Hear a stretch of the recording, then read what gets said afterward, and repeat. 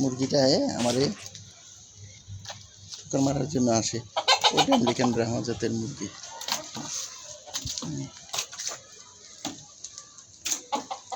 ছাদ বাগানে আমার লাউয়ের মাচায় লাউ গাছ। এখানে শুধু লাউ গাছই না, এটা আছে আলু গাছ, যেটা আমরা মোমালু বলি। আর সাথে সাথে পেয়ারা গাছে পেয়ারাও মাশাআল্লাহ কিছুদিন পরপরই পেয়ারা আমরা খেতে পারি। এটা পেয়ারা আবার এই যে ফুল করছে, এই যে দেখা যায় ফুল, এই যে ফুল। হ্যাঁ, তাহলে এটা সারা বছরই আমাদেরকে এভাবে ফুল ফল দিয়ে ভরে রাখে। এই যে একটা আছে,